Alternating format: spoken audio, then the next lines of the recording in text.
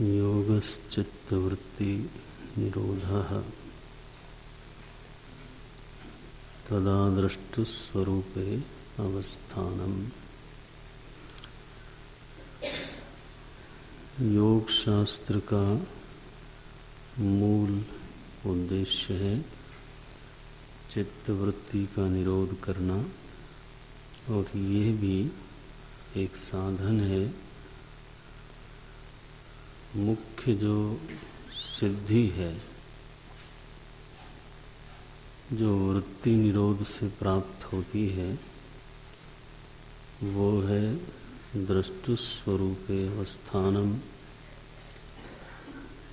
तो जब निरोध की सिद्धि हो जाती है तब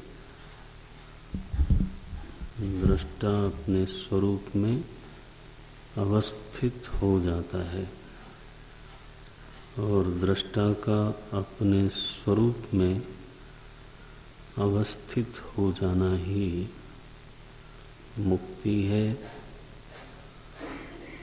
समस्त दुखों से आत्यंतिक छुटकारा, आत्यंतिक मुक्ति तभी प्राप्त होती है जब दृष्टा अपने स्वरूप में अवस्थित हो जाता है।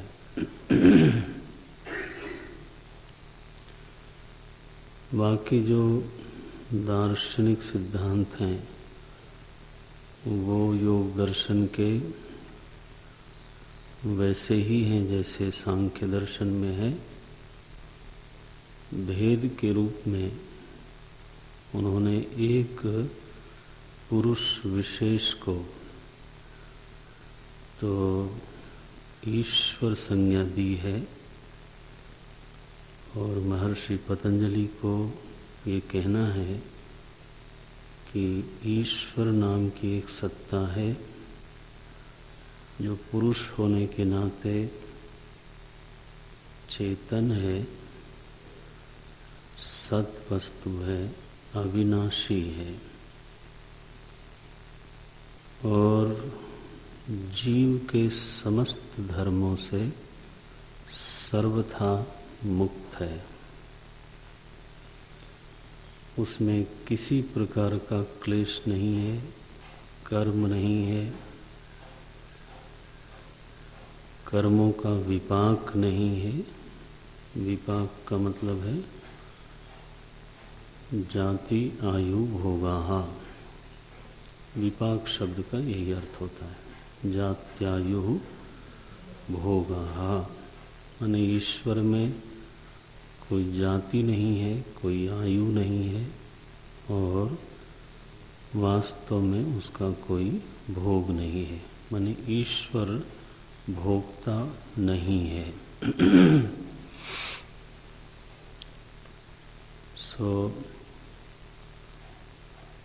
क्लेश नहीं है, कर्म नहीं है, विपाक नहीं है, और आश्रय भी ईश्वर में नहीं है। माने न तो कर्म और भोग के संस्कार हैं, और न तो उन संस्कारों का जो आश्रय तत्व है अंतःकरण अथवा चित्त, वह भी ईश्वर में नहीं है। तो अगर इन संकेतों को आधार बना करके साधक जब ईश्वर तत्व को सोचता है, और सोचना चाहिए, तो उसको ये देखना है कि हमारी दृष्टि में, हमारी प्रज्ञा में ईश्वर का स्वरूप क्या बनता है। जहाँ विद्या नहीं है, अस्मिता नहीं है, माने वैयक्तिकता नहीं है, राग नहीं है, द्वेष नहीं है, अभिनिवेश नहीं है, किसी प्रकार का कर्म नहीं होता, कर्ता भाव नहीं है, किसी प्रकार का भोग नहीं होता, जाति नहीं है, आयु नहीं है, भोग नहीं है, और यहाँ तक कि उसमें अंतःकरण भी नहीं है।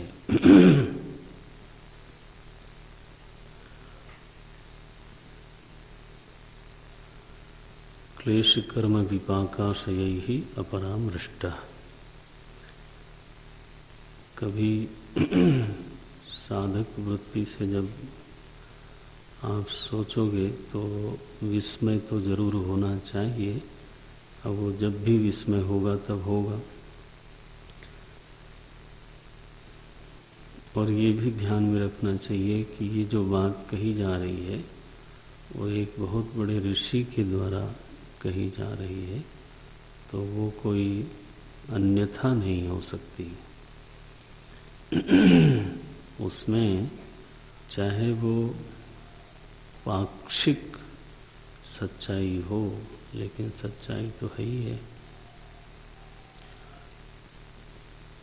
ईश्वर के समग्र स्वरूप का चाहे उसमें निदर्शन न होवे, ऐसा कोई बोलना चाहे तो बोल सकता है, लेकिन जो कहा गया वो गलत है, ये साहस किसी को नहीं करना चाहिए।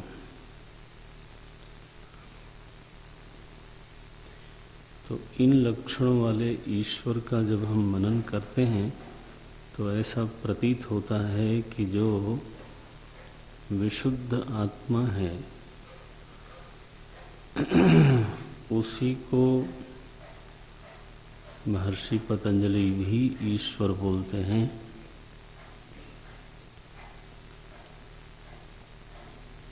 उसी में क्लेश नहीं है, उसी में कर्म नहीं है, उसी में विपाक नहीं है, और वास्तव में उसी में अंतःकरण भी नहीं है। आत्मदेव तो अंतःकरणवान नहीं है, अंतःकरण के प्रकाशक अवश्य हैं, लेकिन अंतःकरण वाले नहीं हैं। अब इसमें ईश्वरत्व कहाँ से आया? ये वेदांत की अनिर्वचनीय ख्याति का सहारा लेना चाहिए। एक ये अनिर्वचनीय लेकिन सत्य स्थिति है कि ऐसा जो ईश्वर है वही अंतःकरण के संदर्भ में अंतर्यामी है, दयालु है, प्रेरक है, कठोर है, जगत के संदर्भ में नियंता है, नियामक है। माने ऐसा जो निष्क्रिय निर्गुण चिति तत्व है, सर्वांतर आत्मवस्तु है, वही संदर्भों में नियंता के रूप में प्राप्त होती है, कर्म फलदाता के रूप में प्राप्त होती है, जिज्ञासा के संदर्भ में सद्गुरु के रूप में प्राप्त होती है, प्रार्थना के संदर्भ में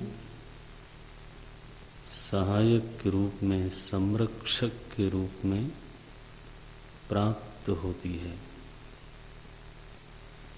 एक ऐसी अकथ स्थिति है, अनिर्वचनीय स्थिति है, जिसका निर्वचन भले न किया जा सके, लेकिन सच्चाई यही है। ये जरूरी नहीं है कि हर सच्चाई का आप निर्वचन कर सकें, ऐसा बिल्कुल आवश्यक नहीं है। बल्कि वेदांत ने तो ऐसा ही निर्णय किया कि हमारी तो ख्याति ही है अनिर्वचनीय ख्याति। हम ऐसा मानते हैं कि जो सच्चाइयाँ हैं, जो स्थितियाँ हैं, वो अपनी जगह पर हैं, लेकिन वो युक्ति से इस तरह से असिद्ध होती हुई दिखाई देती हैं कि युक्ति से असंगत लगते हुए भी वो हैं।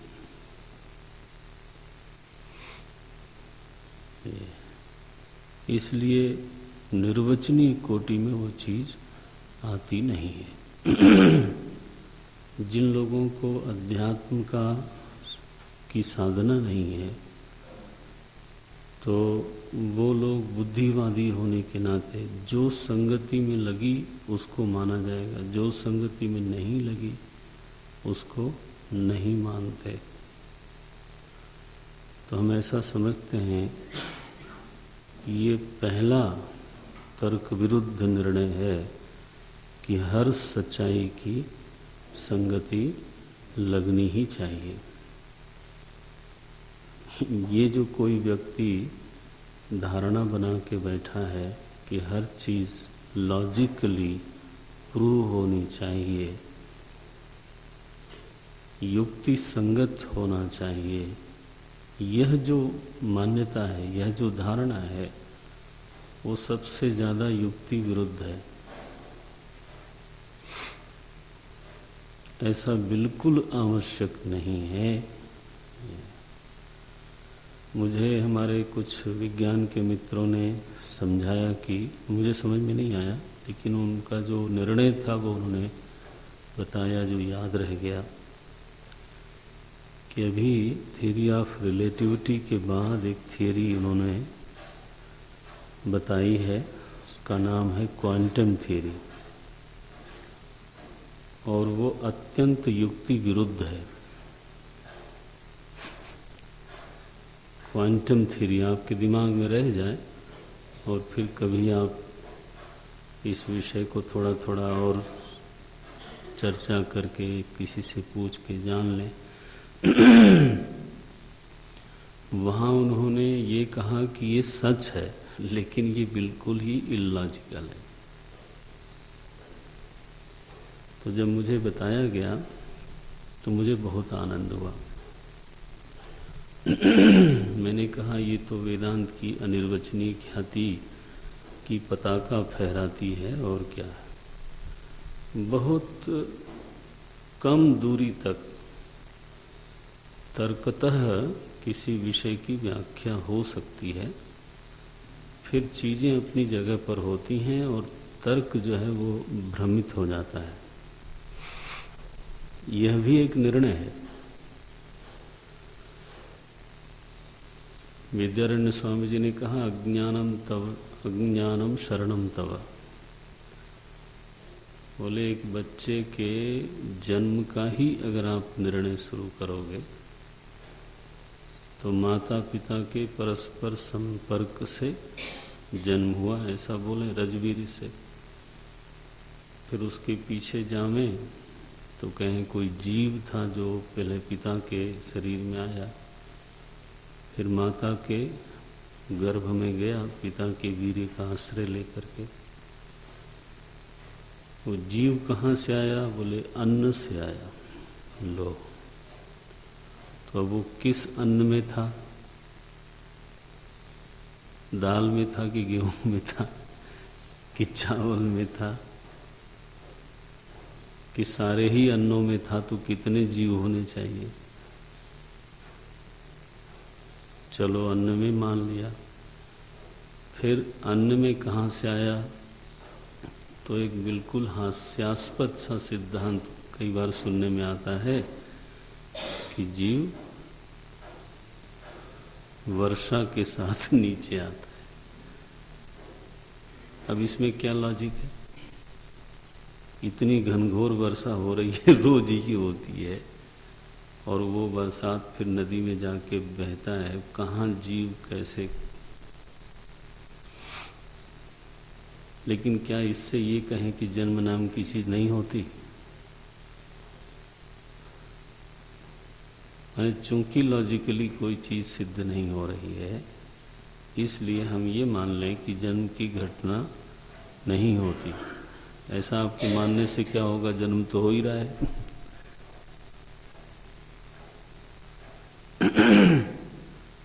कोई चीज तर्कतः उसके सारे चौखटे में, युक्ति के चौखट में, फ्रेम में अगर कोई चीज नहीं भी आती है तो उस घटना को थोड़ा नकार सकते हैं। जन्म तो होता ही है, वहाँ पर जीव का प्राकट्य है ही। केवल रजबीरी के संयोग से जन्म सिद्धि होती नहीं। भिन्न भिन्न संस्कारों से युक्त बच्चे दिखाई ही देते हैं एक ही परिवार में। उनकी भिन्न भिन्न आयु होती है, ये भी दिखाई देता है। उनके भिन्न भिन्न भोग होते हैं। एक ही घर में बच्चों के भोग भी भिन्न हो जाते हैं। जब प्रारब्ध परिपक्व होता है तो कोई ऊपर जाता है, कोई नीचे जाता है, कोई किधर जाता है, कोई किधर जाता है।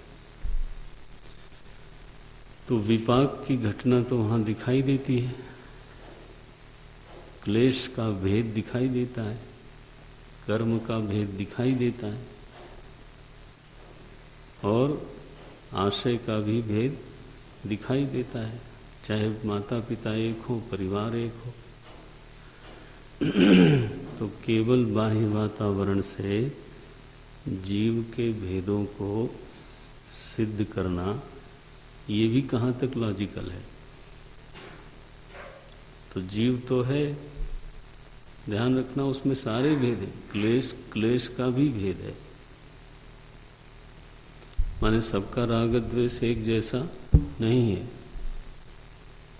सब में अस्मिता का जो क्लेश है वो एक जैसा नहीं है। कोई बहुत ही ज़्यादा ईगोइस्टिक है, कोई विनम्र है, कोई कुछ है, कोई कुछ है। ये देखो, तो अस्मिता का भी भेद है। अभिनिवेश का भी भेद है। कोई बहुत ही बड़ा देहवादी है, कोई कम देहवादी है। बचपन से ही अपने आप को देह वाला समझता है, देह नहीं समझता। थोड़ा बताने पर मान लेता है कि मैं देह वाला हूँ, देह नहीं हूँ।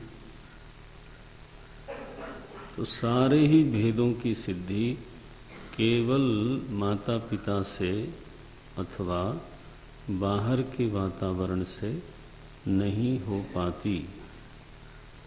इसलिए मानना पड़ता है कि पूर्व से ये जीव आया हुआ है।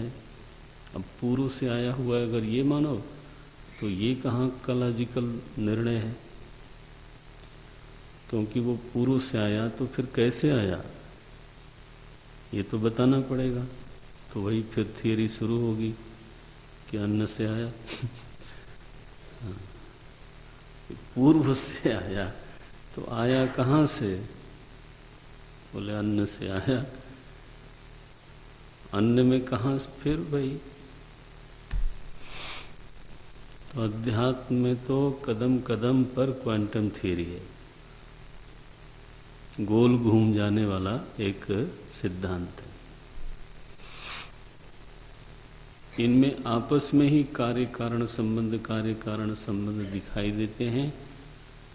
किसी कारण का अवस्थान होता हुआ दिखाई नहीं देता। गोल गोल घूमते हैं वृक्ष और बीज, अथवा कहीं बीजांकुर न्याय। अब बीज अंकुर में गोल गोल घूमते हैं। अवस्थान नहीं कह सकते कि कौन असली में कारण है। शरीर और कर्म पहले कौन? कार्य कारण का मतलब है कारण पहले होना चाहिए। कारण का लक्षण क्या है? बोला था मैंने, नियत पूर्व सिद्धत्वम। कार्य के पहले जिसकी निश्चित रूप से सिद्धि हो गए उसको कारण बोलते हैं।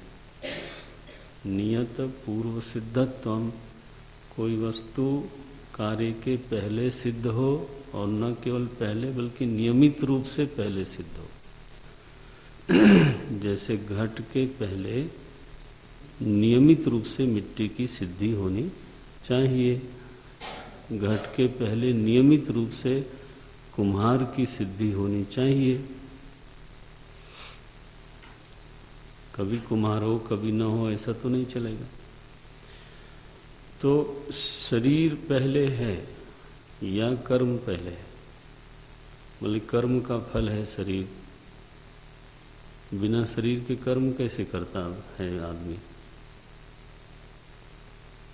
तो कर्म की सिद्धि के लिए पहले शरीर चाहिए,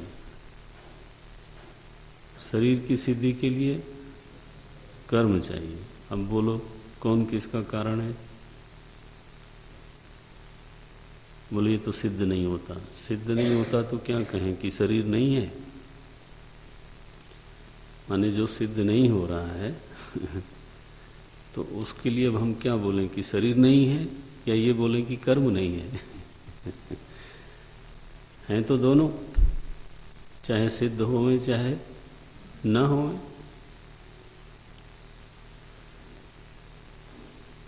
तो ये भी एक युक्ति संगत निर्णय है कि कोई चीज सिद्ध होती है, भले ही चाहे वो तर्क के ढांचे में आवे या ना आवे, ऐसा भी होता है। इसको बोलते हैं अनिर्वचनीय ख्याति।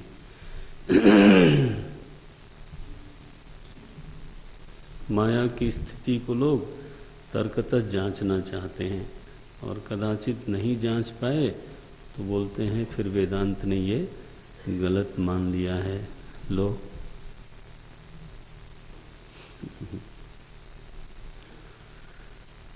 तो आप ये निश्चित जानो कि ईश्वर की सत्ता है ऐसी ही जैसी योग दर्शन ने बताया है, उसमें क्लेश कर्म विपाक आशय नहीं है। वह अंतःकरण के बिना ही सर्वज्ञत्व बीजम, कैसे सूत्र?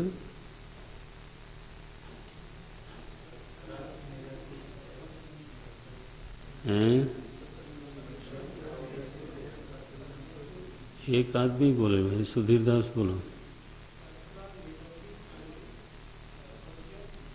सर्वज्ञत्व बीजम कि सर्वज्ञ बीजम?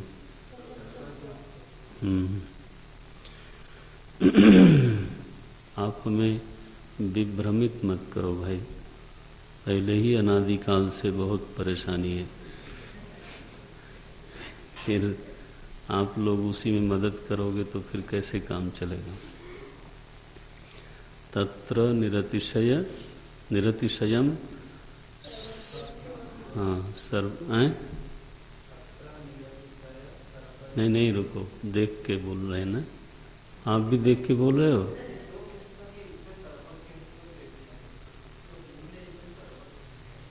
लो,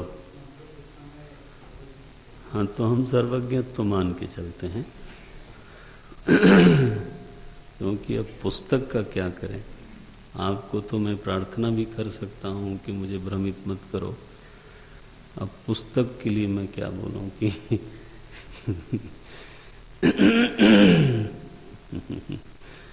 एनीवे, अभिप्राय केवल इतना ही है कि अंतःकरण के बिना ही प्रभु सर्वज्ञता का बीज है।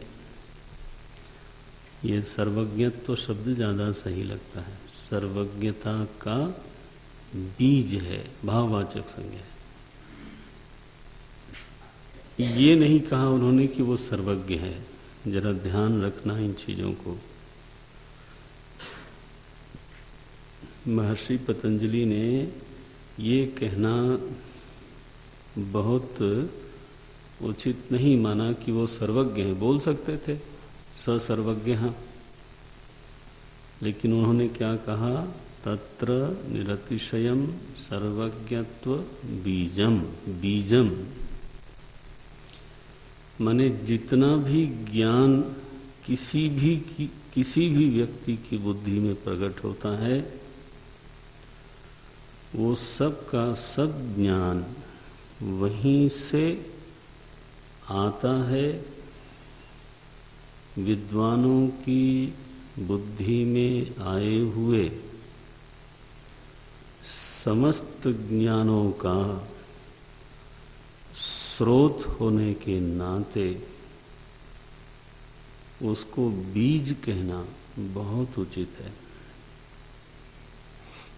ध्यान रखना कि कोई अंतःकरण वाला सर्वज्ञ नहीं हो सकता।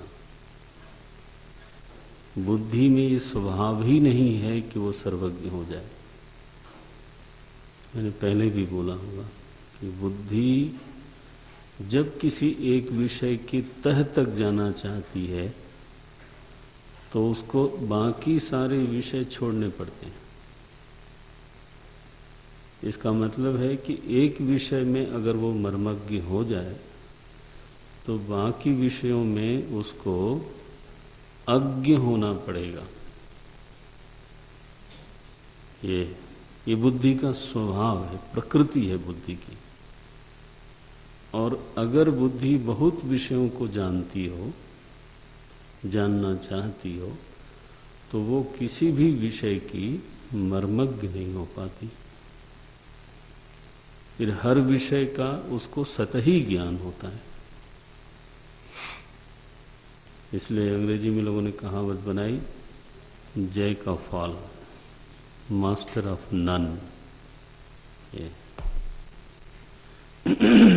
तो अब बुद्धि या तो मर्मज्ञ हो जाए और या तो बहुज्ञ होवे लेकिन मर्म के ज्ञान के बिना। ये इसलिए अंतःकरण का धर्म ही नहीं है कि वो किसी भी प्रकार से सर्वज्ञ हो जाए, संभव नहीं। किसी की भी बुद्धि में सामर्थ्य नहीं। तो जब ये सर्वज्ञता बुद्धि का धर्म ही नहीं है यदि,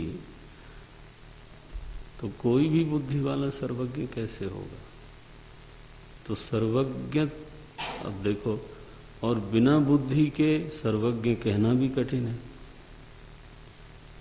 तो ईश्वर के लिए क्या कहा प्रभु ने,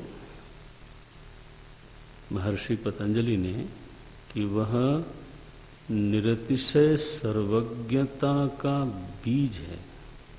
सर्वज्ञ है ऐसा कहने की बजाय क्या बोला उन्होंने? सर्वज्ञता का बीज है। बीज का अर्थ है कि अंकुर वहीं से आता है। बीज जो है अंकुर नहीं है, बीज जो है वो पौधा नहीं है, बीज जो है वो वृक्ष नहीं है। लेकिन वृक्ष हो चाहे पौधा हो चाहे अंकुर हो, वो आएगा वहीं से। तो अब क्या निर्णय बना कि विद्वानों की, पूरे विश्व के भूत वर्तमान भविष्य के सभी विद्वानों की बुद्धियों में जो ज्ञान प्रकट होता है वो सब का सब उसी प्रभु से आता है।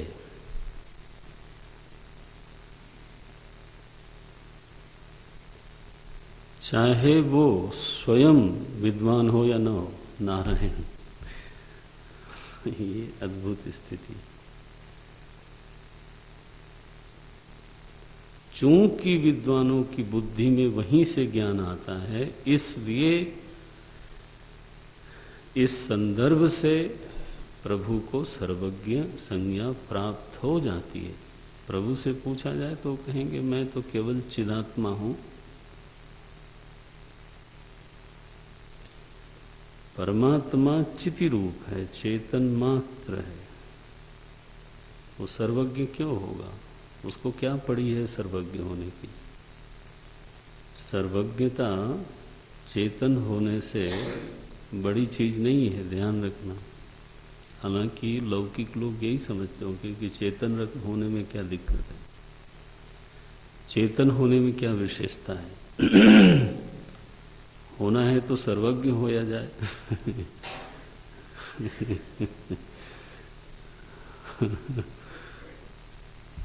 चेतन होने में क्या विशेषता है? होना हो तो बलवान हुआ जाए।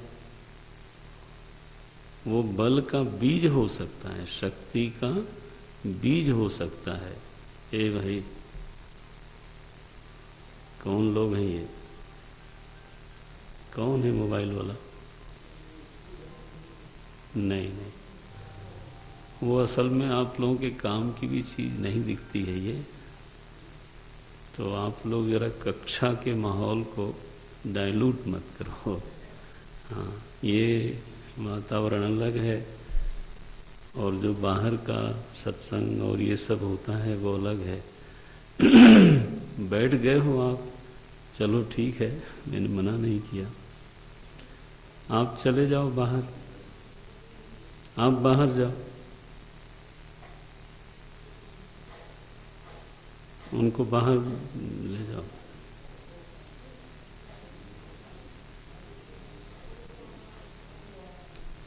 नहीं नहीं, वो ऑफ ऑन छोड़िए, आप बाहर जाओ। ये तो कक्षा हो रही है, तो यहाँ पे इस तरह की बात नहीं होनी चाहिए। तो शांति से चुपचाप बैठ सकते हो तो बैठो, अन्यथा फिर वो भीड़ वाला प्रवचन नहीं है यहाँ भाई, शांति रखिए। पता नहीं आप लोगों में से भाषा भी किसको समझ में आती है कि नहीं आती। हम क्या बोल रहे थे कि बल का स्रोत है वो, लेकिन स्वयं बलवान हो ऐसा एक औपाधिक नाम है उसका, वो स्वयं बलवान नहीं है।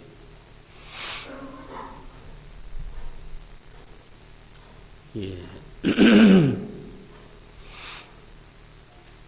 नित्य सर्वज्ञत्व बीजम, बिना अंतःकरण के, बिना चित्त के उसका ऐसा स्वभाव है।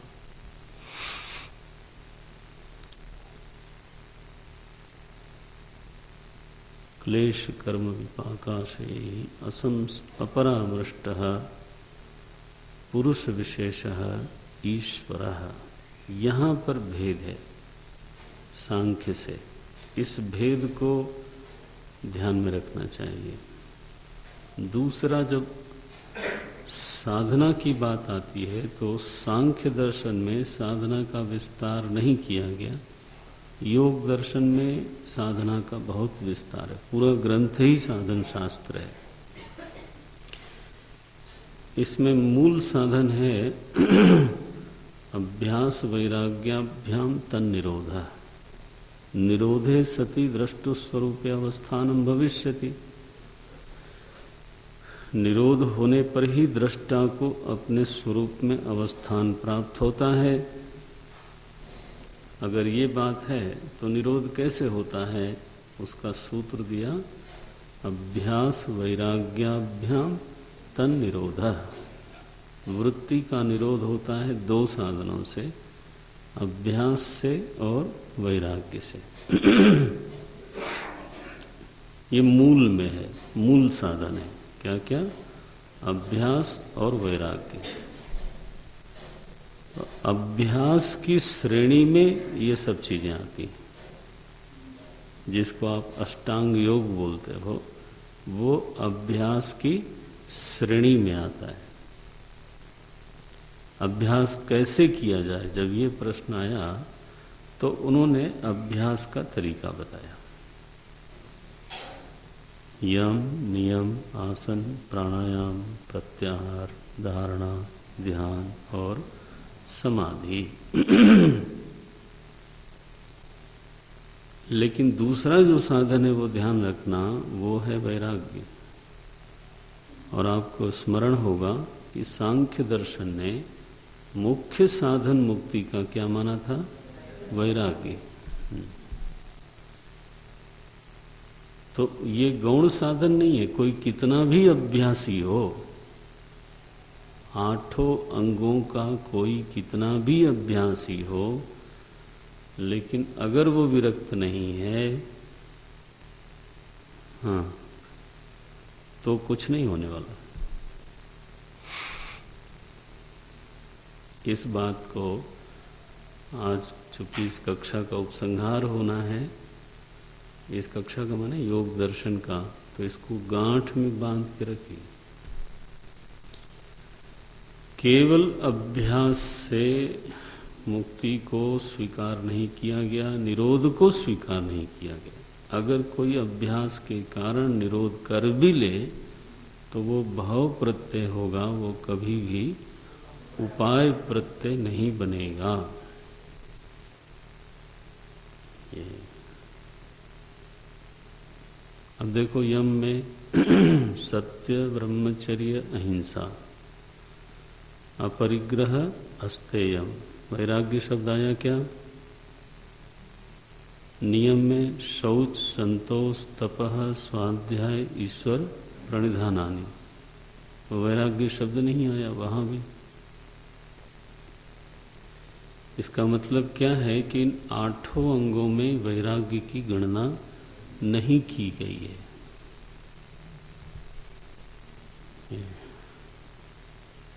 वैराग्य की गणना बिल्कुल अलग से की गई।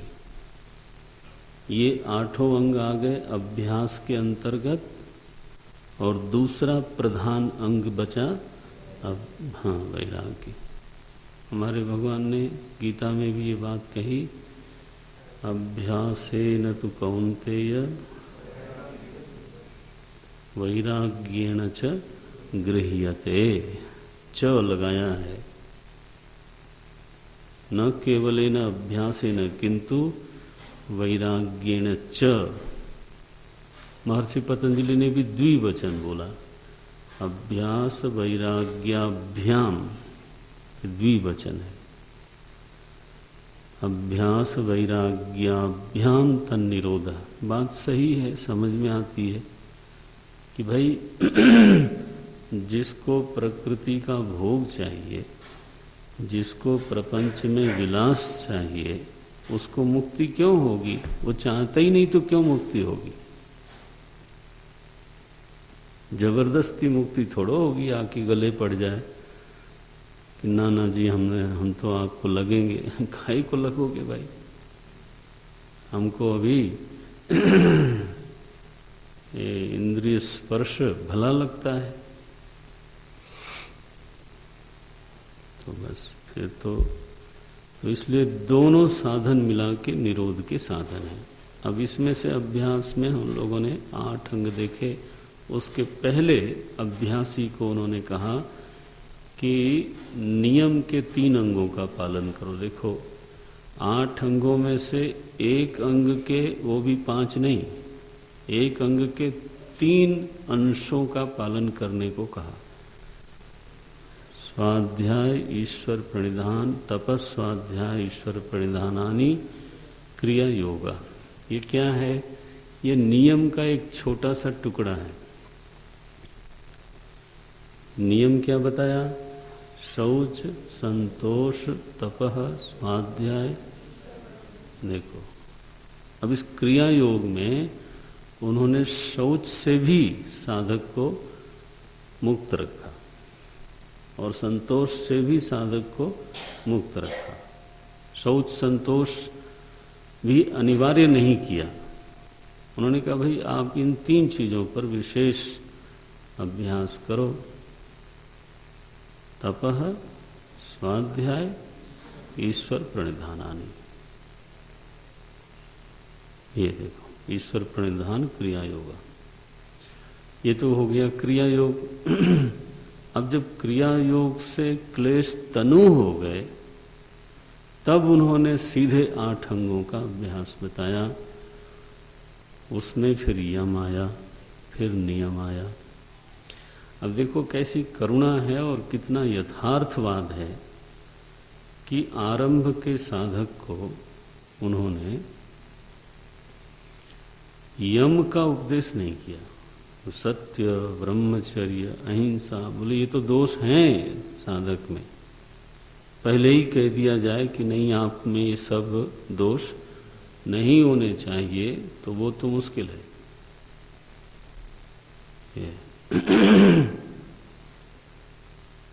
तो क्रिया योग के बाद फिर अष्टांग योग का निरूपण किया है। यम, नियम, आसन, प्राणायाम, प्रत्याहार। प्रत्याहार शब्द का अर्थ आपने देखा, चित्त, इंद्रियां चित्त से एकाकार होकर के रहें, अपने विषय में उनका प्रयोग न होवे, ये प्रत्याहार है। माने मैं कब जानूं कि मेरे भीतर प्रत्याहार सिद्ध हो गया? इसका अर्थ है कि जब इंद्रियां चित्त से अलग न मालूम पड़े, जिस क्षण में उसी क्षण में समझो आपका प्रत्याहार हुआ है। और जब इंद्रियां चित्त से अलग अपना अस्तित्व जनाती हों,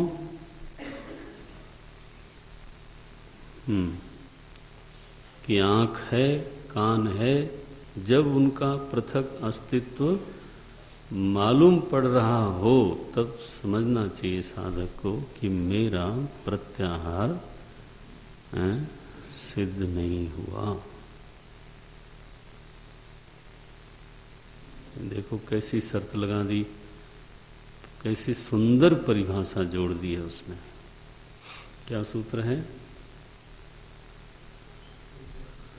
स्व-विषय असंप्रयोगे। स्व-विषय असंप्रयोगे। चित्त स्वरूपानुकारम एव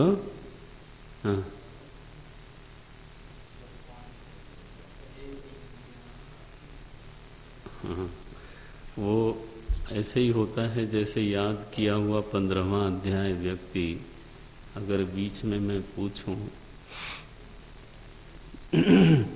यत तो अपि कौन्तेय, तो अब शुरू होगा श्री भगवान वाच से। हाँ, इससे हमारे सुधीर जो हैं इस तरह से बीच में से नहीं बोल सकते हैं। नहीं, लेकिन बहुत अच्छा याद तो है, कम से कम कुछ किया तो है। तो चित्तानुकारम एव इंद्रियाणाम प्रत्याहार, इंद्रियाणाम चित्तानुकारम एव।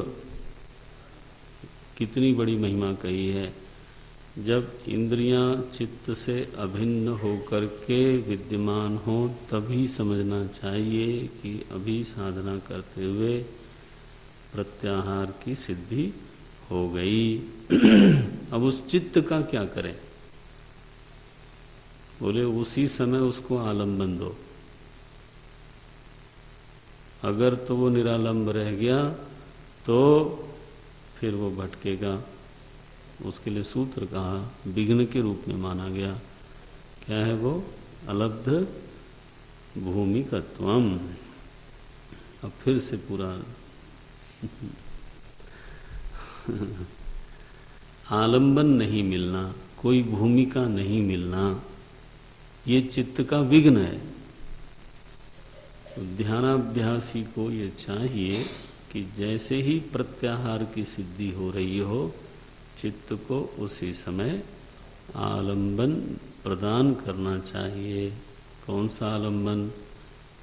जो शास्त्र सम्मत है, बाह्य अथवा आंतर आलंबन, ये हम पढ़ा चुके हैं। आंतर आलंबन में उन्होंने बताया नाभि चक्र, हृदय देश आदि, ये आज्ञा चक्र, नासाग्र आदि। बाह्य देश में चतुर्भुज रूप में इस तरह के जो भगवान की छवि है उसका आलंबन लेकर के चित्त को बांध देना। नारायण। श्रीमद् भागवत में अष्टांग योग में धारणा बड़ी सुंदर बताई है, दूसरे स्कंद में ही बताई। दूसरे स्कंद के पहले ही अध्याय में उसका वर्णन है। पहला, दूसरा, 6 अध्यायों तक वर्णन है। नारायण। देश बंध चित्त से धारणा, चित्त को देश में अनुबद्ध कर देना, ये धारणा है। तत्र प्रत्येकतानता ध्यानम। अब देखो, जहाँ तक देश में चित्त को बांधे रखने में प्रयत्न लगता है, वहाँ तक धारणा है। इसको समझना। जहाँ तक सावधानी रखनी होती है वहाँ तक धारणा है। लेकिन एक बार वो सिद्ध हो जाए ना धारणा, तो वो अनुभव में आता है, हर साधक को आ सकता है कि फिर उसको धारण रखने का प्रयत्न करने की जरूरत नहीं रहती। बल्कि आपको चिंतन भूमि प्राप्त हो जाती है। और तब वृत्ति बहिर्देश में जाने से स्वयं निवृत्त रहते हुए आपके चुने हुए विषय पर चिंतन कर सकती है, चिंतन करती है। अगर वो चुना हुआ विषय स्थूल है तो वितर्कानुगत समाधि, और अगर वो चुना हुआ विषय सूक्ष्म है तब विचारानुगत समाधि। इसी को ध्यान बोलते हैं। चिंतन भूमि में प्रवेश कर जाने का नाम ध्यान हुआ। उसका लक्षण क्या है? बोले उसका लक्षण ये है कि विजातीय प्रत्यय स्वतः दूर रहें और सजातीय प्रत्यय का सहज प्रवाह चलता रहे। योग सूत्र में है विसदृश। विसदृश माने विजातीय, माने आपका अगर चिंतनीय पदार्थ है मानो चित्त, तो चित्त के संबंध में ही वृत्तियां उठती हैं, चित्त के संबंध में ही प्रश्नोत्तर भीतर भीतर होते हैं। चिंतन हमारा फिर आज क्या करना है इस पर नहीं जाएगा, है ना। तो चुने हुए विषय को छोड़ करके जब चिंतन जाता है तब उसको बोलते हैं विजातीय वृत्ति। वृत्ति की जाति बदल गई। तो ये बीच बीच में होता रहता है। साधारण ध्यान की अवस्था में विजातीय वृत्ति सहित सजातीय वृत्ति प्रवाह होता है।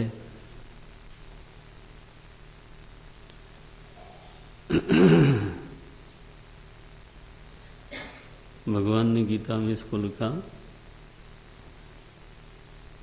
यतो यतो निश्चरति मनः चंचलम अस्थिरम।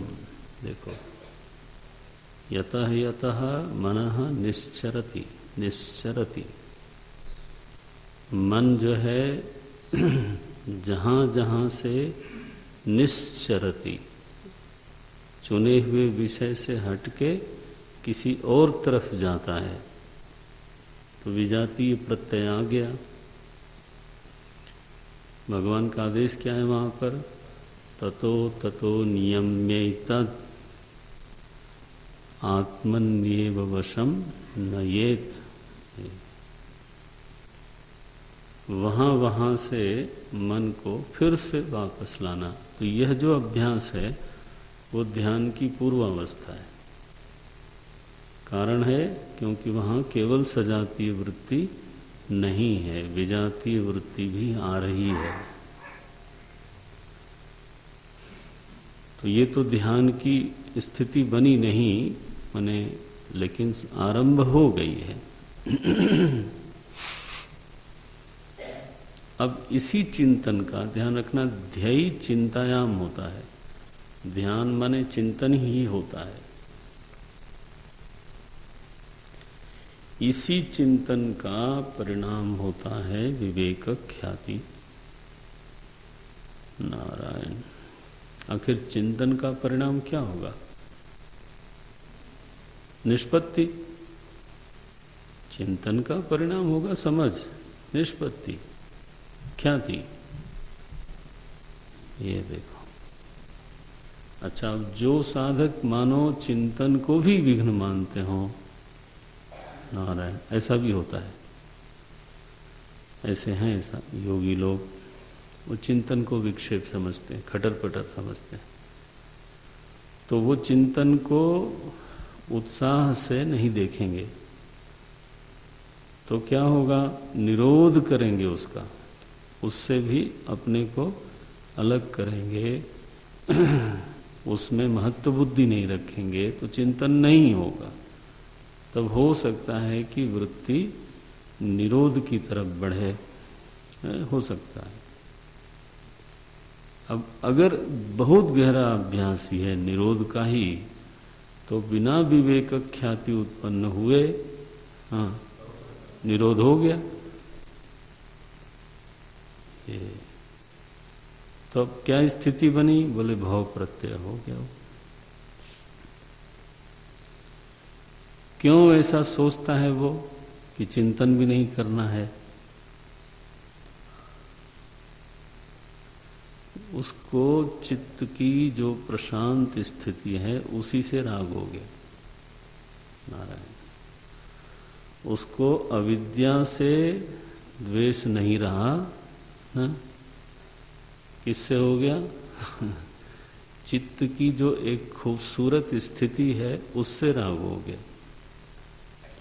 कि क्या करना है इधर उधर जाने से, खटर पटर करने से, ये कितनी बढ़िया स्थिति है, निरुपद्रव, जगमग जगमग चित्त है, सत्व समृद्ध है, इसमें कोई उपद्रव है नहीं।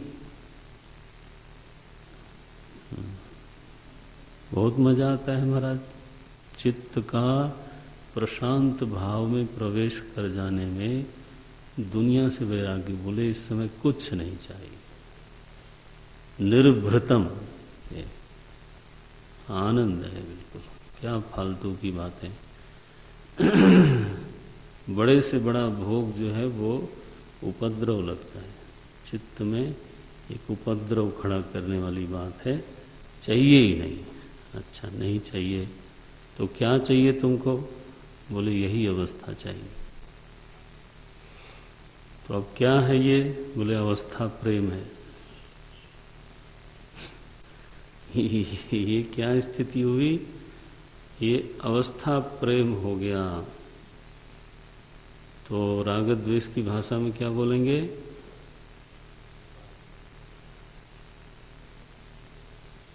कोई बोल सकता है कि वह उस अवस्था के प्रति राग उदार हो गया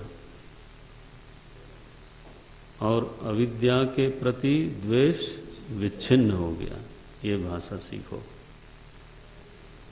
अवस्था के प्रति राग उदार हो गया है, ये खेल क्लेश का। क्लेश का ही खेल हो गया कि नहीं? अविद्या अपनी करामात कर गई। उसने अच्छा बताओ, बिना अस्मिता के मजे में कौन है? आखिर ये मजा कौन ले रहा है? बोले दुनिया जाए भाड़ में, मैं इस समय आनंद में हूं। तो ये वैयक्तिकता है कि नहीं है?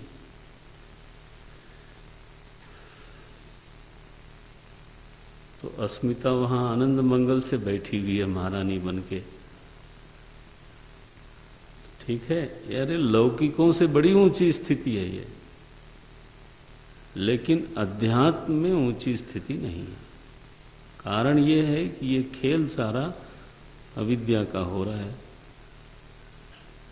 अविद्या ने वहां अस्मिता को सुरक्षित कर दिया। जहां द्वेष होना चाहिए वहां द्वेष विच्छिन्न हो गया, जहां राग नहीं होना चाहिए वहां राग हो गया। इसका लाभ भी है, हानि भी है। लाभ ये है कि चित्त की अवस्था का जो प्रेमी होता है वो प्रपंच से विरक्त होने में उसको मेहनत नहीं लगती। उसको एक ऐसे सुख का स्रोत मिल गया है जहां पर प्रपंच से राग करना उसको विघ्न लगता है। प्रपंच के बड़े बड़े आकर्षण भी उसको रुचते नहीं है। तो एक तरफ तो विरक्ति का लाभ मिल गया, ये तो लाभ वाली बात हो गई। लेकिन हानि, अगर वो वहीं अटका तो हानि ये हो गई फिर कि नारायणम स्वरूपावस्थान होने की बजाय अवस्थावस्थान हो गया। और अवस्था तो अभ्यास का फल है। इसलिए अभ्यास की अधीनता बनी रही। नारायण। और अभ्यास बढ़ाने के लिए वो महाराज जंगल के किनारे नहीं रहेगा, और अंदर जाएगा और अंदर जाएगा कि मेरा उपद्रव न हो बस किसी तरह। संभव है कि वो इस तरह से गिर गुहा कंदरों में हाँ बड़ी तपस्या पूर्वक जीवन जिए, क्योंकि विघ्न नहीं चाहिए। अब अभ्यास इतना प्रगाढ़ हो जाए, कोई महापुरुष कोई महायोगी की बात कर रहा हूं मैं, कि इतना प्रगाढ़ हो जाए कि उसको प्रकृति लय प्राप्त हो जाए। ऐसे ही महापुरुषों को बोलते हैं असंभूति के उपासक, जो आप लोगों ने इस आवास्य में पढ़ा। और असंभूति का फल क्या है? प्रकृति लय, कल्प पर्यंत उसी अवस्था में, चित्त की उसी अवस्था में रह जाना। आप साधारण समझते हो, ध्यान रखना वो तमोगुण नहीं है सत्वगुण, लेकिन कैसा? सात्विक चित्त कैसा? निरुपद्रव। तब तो आनंद है ना। सोया हुआ एक कल्प रह जाए ऐसा ना समझ लेना।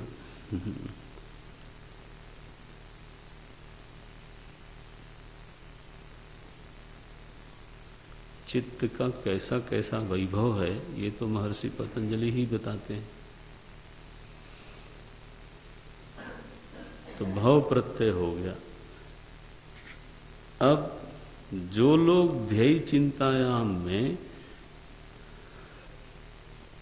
राग रखते हैं, माने वहां पर उनका राग उदार है, और इस अवस्था के प्रति जो राग है वो विच्छिन्न है। नारायण।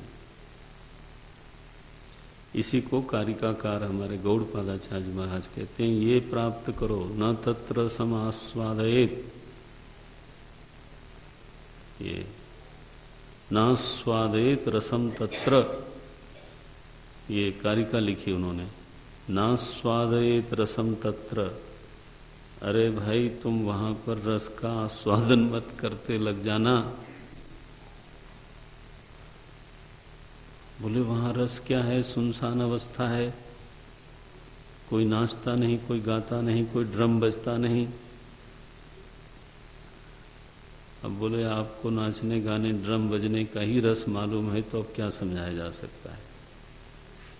चित्त की सात्विक निरुपद्रव स्थिति में जो रस है वो प्रपंच चाहे नाच गा करके कुछ भी कर ले नहीं दे सकता हो। उस रस की तुलना छोड़िए, पसंगे की तुलना नहीं हो सकती, है ना। पासंग बराबर भी नहीं हो सकता हो। ये तो क्या योगी लोग पगलाए हुए हैं कि एकांत में भागते हैं।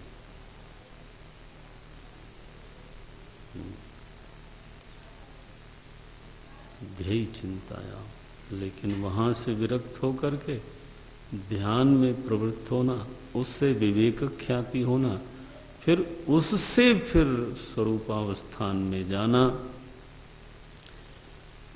इसको बोलते हैं प्रकृति कैवल्य अथवा पुरुष कैवल्य। दो तरह के कैवल्य माने हैं। कैवल्य माने होता है केवलता का भाव, केवलता याहा भावः कैवल्य। वो सूत्र मुझे उठ नहीं रहा है, वो है पुरुषार्थ शून्यानाम। देखो मिल जाए तो देख लेना। पुरुषार्थ शून्यानाम गुणानाम, मिला क्या? हाँ, प्रतिप्रसवः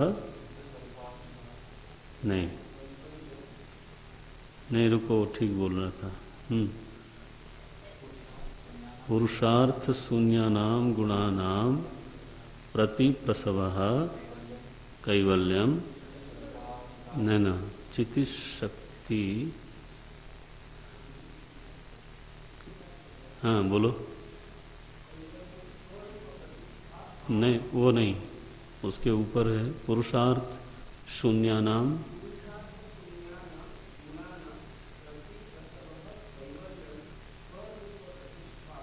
हाँ हाँ, स्वरूप प्रतिष्ठा व चिति शक्ति रीति। ये चित्तानुकारम असल में अच्छा है, अभ्यास करो, लेकिन थोड़ा अर्थ समझते हुए अभ्यास करेंगे तो ये गलती नहीं होगी। चित्तानुकारम वो प्रत्याहार का लक्षण है।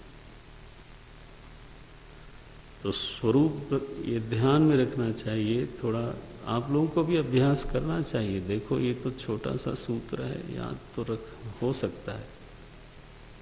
याद रखना बहुत बड़ी चीज है, मनन में बहुत मदद मिलती है।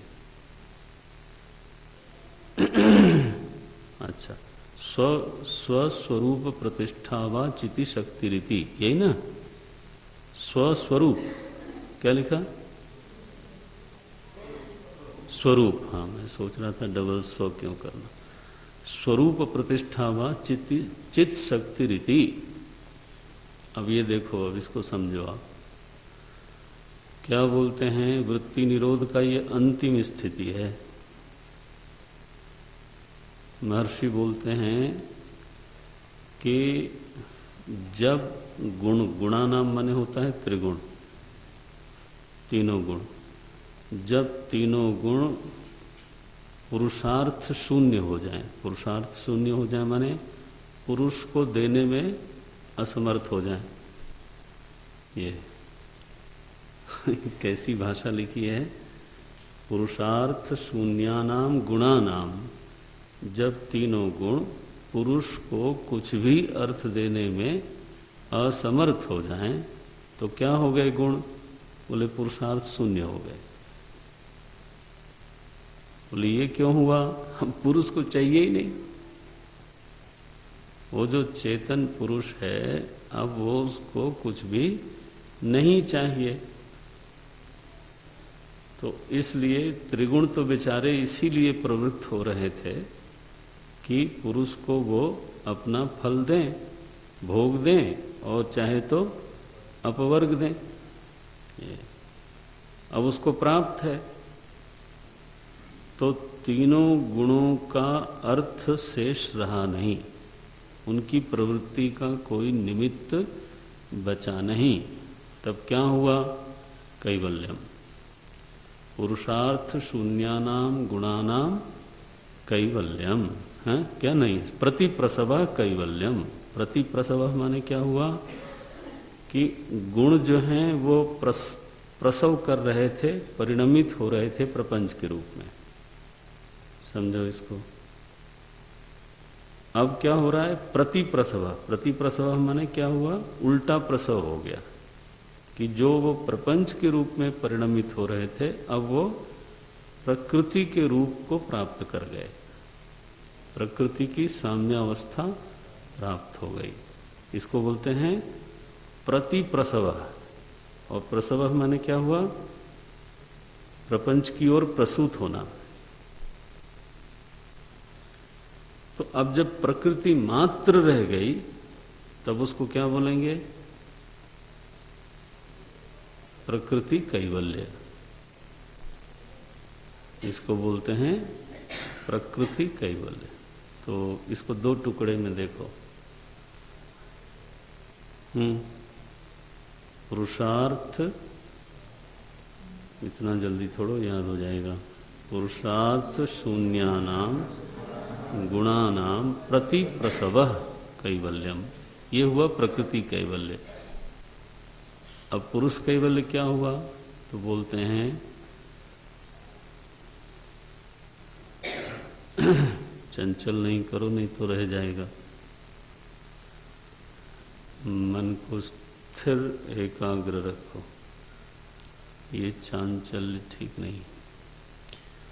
वो क्या बोलते हैं? स्वरूप प्रतिष्ठा व चिति शक्ति रीति। वा शब्द है, वा का मतलब है कैवल्य का एक दूसरा रूप ये है, वैकल्पिक रूप ये क्या है वैकल्पिक रूप? बोले पुरुष कैवल्य। वो कैवल्य क्या हुआ? स्वरूप प्रतिष्ठा। ध्यान रखना, योग दर्शन का मूल सूत्र क्या है? तदा द्रष्टु स्वरूपे अवस्थानम। अब आके ये पूरा हुआ। स्वरूप प्रतिष्ठा वा किसकी स्वरूप प्रतिष्ठा? बोले चित शक्ति रीति। जो चित शक्ति है, चिति तत्व है, वो अपने ही स्वरूप में प्रतिष्ठित हो गई, उसको बोलते हैं पुरुष कैवल्य, चेतन का कैवल्य। तो एक ही सूत्र में दो कैवल्य बताए, गुणानाम पुरुषार्थ शून्यानाम गुणानाम प्रतिप्रसव कैवल्यम। दूसरा कहा स्वरूप प्रतिष्ठा वा चिति शक्ति रीति।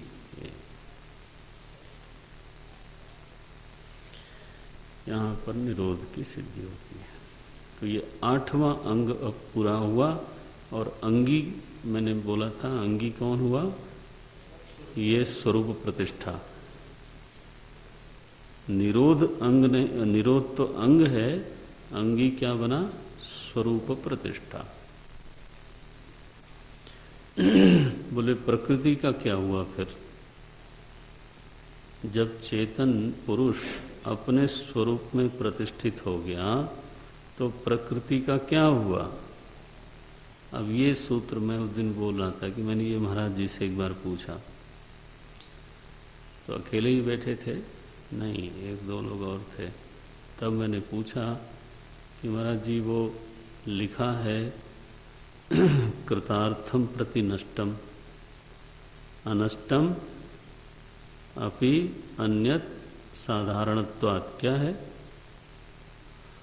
मिला? तो नहीं, तदंत नहीं, तदन्यत। फिर से बोल नालायक।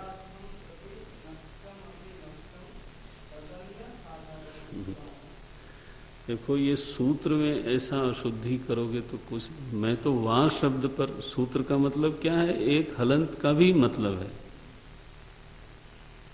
तो अंत्य का, अन्य का अंत्य कर दे आदमी तो फिर तो देखो ये अस्मिता क्लेश है, माने समस्या है, क्या करें? वो हम सब में है, किसी का प्रत्यक्ष हो जाता है, किसी का नहीं होता है। तो अपना दोष न होवे इसलिए किताब पर ही मारो फिर, और किताब न मिले तो चश्मा पे मारो कि चश्मा गलत लग गया था। चश्मा न मिले तो कहो दूर था थोड़ा सा, माने है दूसरा आदमी दोषी। ये सब में हैं सबके लख बिरले पाही, गोस्वामी जी बोलते हैं। ये हम सब लोग करते हैं, किसी में ज्यादा है, किसी में कम है, और कुछ नहीं। महाराज जी बड़ा मजेदार इसको बोलते थे। बोले अगर भूल हो गई तो भूल तो अविद्या से होती है, तो सिद्ध हो गया। लेकिन जब आप भूल को अविद्या से नहीं बताते, क्या बोलते हो कि भूल इसलिए हुई, इसका मतलब है कि भूल लॉजिकल हो गई। अगर मैं ये कहूं कि भूल जो है वो अकारण नहीं है, क्या है? सकारण है, तो इसका मतलब है वो तो प्रामाणिक हो गई,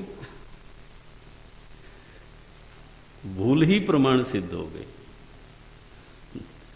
तो लॉजिकली मैं मूर्ख हूं, ये बात सिद्ध हुई।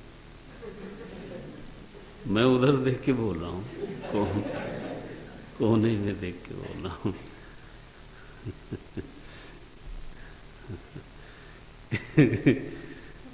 तो ये सूत्र पूछा था मैंने, कृतार्थम प्रति नष्टम अपि तदन्य साधारण, हाँ अनष्ट, कृतार्थम प्रति नष्टमपि अनष्टम तदन्य साधारणत्वात्, यही है। हाँ बैठ जाए, आप वहीं बैठ जाए, क्लास में टहलना नहीं चाहिए, आगे से जरा मना करना पड़ेगा। हम तो यज्ञ में नहीं पसंद करते, ये तो कक्षा चल रही है। ये हमारे ब्रह्मचारी लोग कई कई लोग ना उच्चारण अशुद्ध करते हैं, ब्रह्मचारी ब्रह्मचारी करने की बजाय ब्रह्मचारी लोग आए हैं। मैं सोचता हूँ बताओ, हमारे अच्छे खासे बेचारे सांवले सलोने बच्चे हैं, उनको ब्रह्मणी ब्रह्मे चरंती, ब्रह्मणी नहीं, थोड़ा सा केवल उच्चारण भेद करने से ऐसा हो जाता है। एनीवे, इनका तो सिर भी इधर उधर होता है तो मुझे एकदम डिस्टर्बेंस होती है।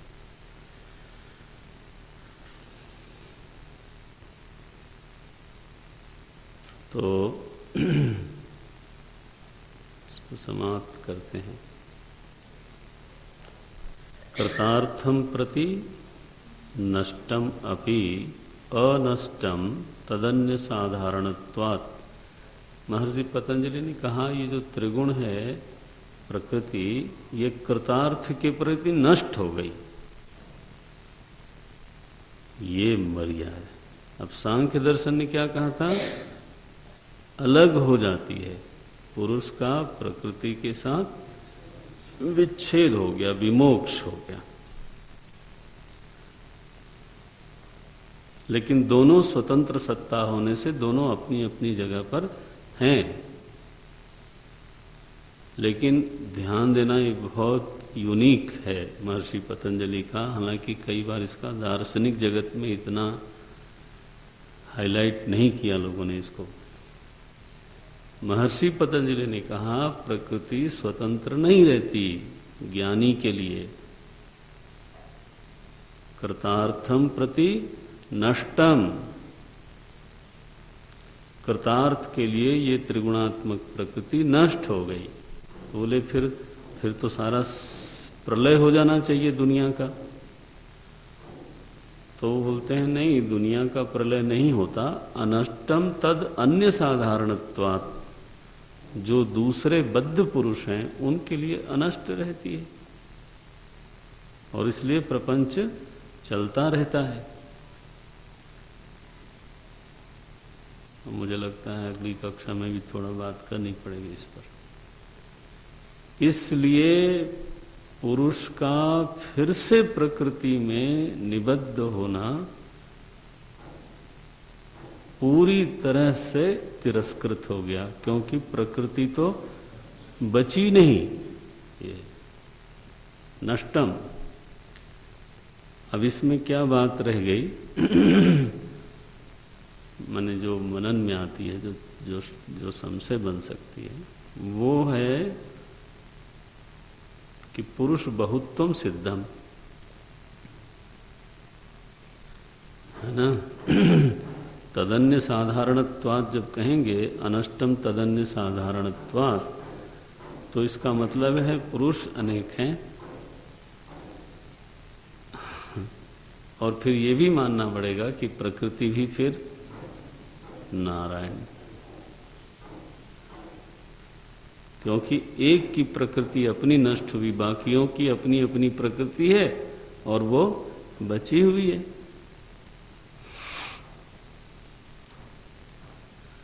अब आप इस पर सोचिएगा और हम अगली कक्षा में थोड़ा बात करते हैं।